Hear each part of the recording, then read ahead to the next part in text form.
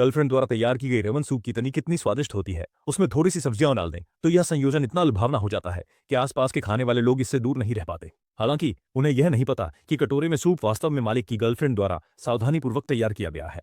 पहले दिन noodles restaurant में वेटलेस बने आई शाओ मई ने प्रशंसा भरी नजरों से मालिक को देखा। उसने कभी इतना अच्छा व्यापार करने वाला नूडल्स रेस्टोरेंट नहीं देखा था। अगर वह मालिक के सूप बेस की गुप्त रेसिपी हासिल कर ले तो खुद की नूडल्स की दुकान खोल सकती है और बहुत सारा मुनाफा कमा सकती है। इसलिए जब वे दोनों किचन में अकेले थे तो शाओ मई ने अप्रत्यक्ष रूप से जानने की कोशिश की। उसे सूप बनाने की गुप्त विधि दे देंगे तो वह कुछ भी करने के लिए तैयार है। क्या कह रहे हो? बस दिखने में ठंडे हैं लेकिन अंदर से बेहद खुश हैं। एक और मुफ्त का सामग्री दरवाजे पर आ गया।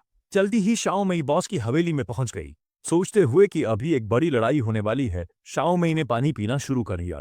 जब शाओ मई बॉस की पत्नी बनने के सपनों में खोई हुई थी, उसने पीछे बॉस की ठंडी निगाह नहीं देखी। आदमी ने चुपके से शराब में नशीली दवा डाल दी और फिर बिना किसी बात के उसे शाओ मई के सामने रख दिया। शाओ मई हैरान और खुश होकर शराब का गिलास उठाया और एक ही बार में पी रही। ट्रिप को अचानक वॉशरूम जाना था। आदमी ने वॉशरूम का स्थान बताया और छोड़ जैसे ही शाओ मई बाथरूम से बाहर निकली, उसे अचानक बगल वाले कमरे से आ रही खुशबू महसूस हुई। उसने तुरंत पहचान लिया कि यह रामेन के सूप की खुशबू है, इसलिए उसने बॉस की चेतावनी को नजरअंदाज करते हुए चुपचाप उस कमरे में चली गई। सामने एक बड़ी प्लास्टिक की शीट से घिरा हुआ एक स्थान था। उसने प्लास्टिक की शीट हटाई और अंदर चली गई। सच में उसने एक लोहे की बाल्टी देखी। लगता है बॉस यहीं सूप बनाते हैं। जिज्ञासा के चलते शाओ मई ने बाल्टी का ढक्कन खोला और तुरंत ही तेज खुशबू नाक में समा गई। खुशी से उसने चम्मच उठाया और थोड़ा सा सूप लिया, फिर मुंह के पास लाकर चखने लगे।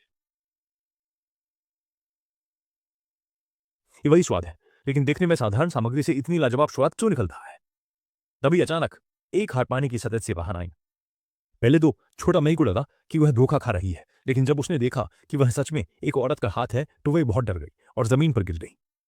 तब उसने देखा कि जमीन पर खून के निशान है। मुझे धीरे कमरे में दाखिल हुआ और शाओ मई के सामने सूप का एक घोंट दी। शाओ मई इस दृश्य को देखकर हक्का बक्का रह गई। तभी उसने अचानक देखा कि उसके पीछे के प्लास्टिक बैग में एक महिला की लाश थी। वह तुरंत चिल्लाई और बाहर भागने लगी। हालांकि बॉस ने पहले से ही,